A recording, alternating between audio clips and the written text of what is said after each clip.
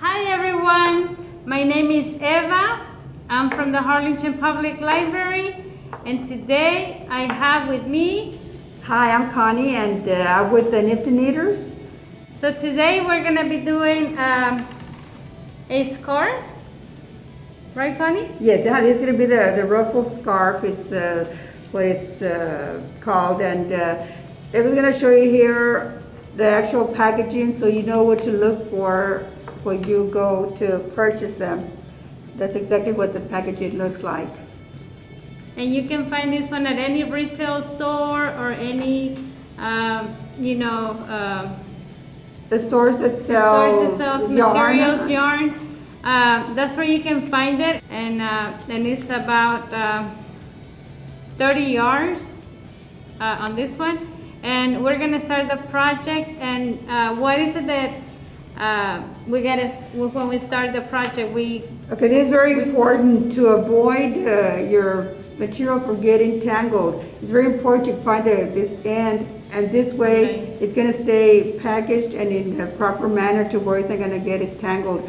The other thing we want to point out is that if you use the entire material, it's going to make a scarf that's going to be extremely big. So if you don't need such a long length, what you're going to be doing is you're working with it, you're going to be measuring it and to the desired length.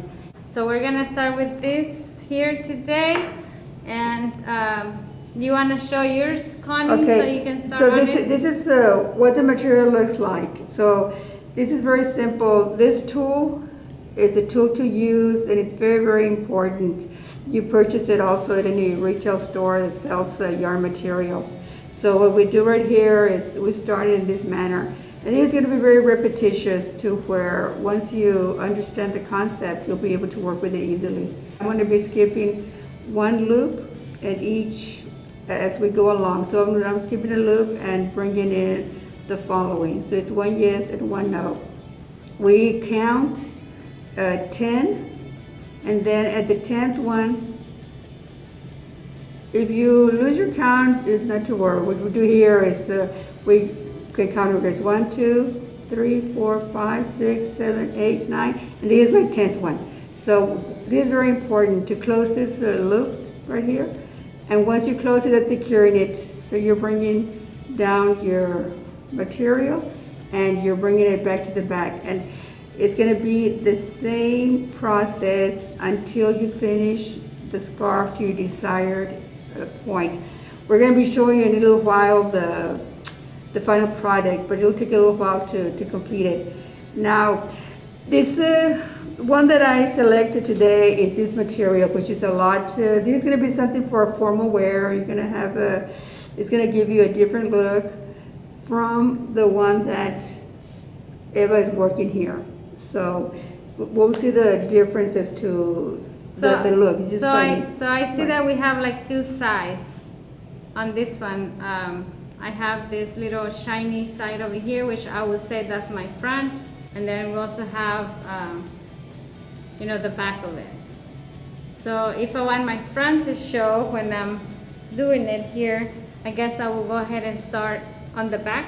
Is that correct? Correct, right. Correct on the back? Mm-hmm. Okay, so I'm gonna start on the back, and Connie, I see here, this is like the beginning of it. Mm-hmm. As you can tell. Right. So I'll start. You leave a couple. You skip a couple, and then you start with your tool. Okay, so I'm gonna start like on maybe my third one here. Yeah, that sounds good. Okay, so I'm just gonna place my tool inside this way, right? Correct. And then, since I'm new to this, then I'm going to skip one and do the other. Correct? Okay, for all new people like me. And then I'll skip this one and go to the next one. Correct. And the more you work with it, the easier it'll be, because myself, at times I can be watching television. I don't even have to be looking down, because the actual material, you can guide it just by feeling it, that you're already skipping one, and you just proceed. So it's something very, very simple that is easy to follow once you get the concept. So your hand, hold it this way so that you have your entire tool is free. my entire tool is free. Right, and you don't even touching it at all.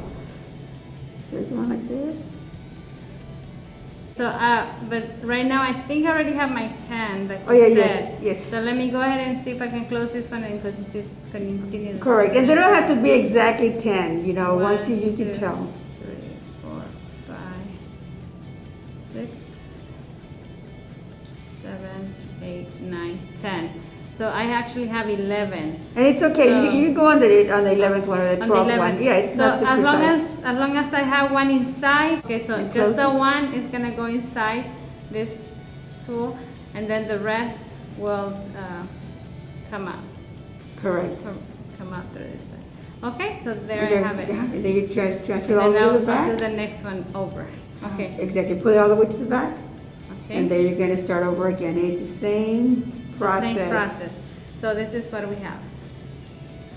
So we'll be working on that for a little while. It'll take us approximately an hour is what it takes us to complete the entire the entire scarf, depending on how fast you go as far as the completion. So we're gonna come back and show you how it is that we complete it and to demonstrate our work of a completed ruffle scarf.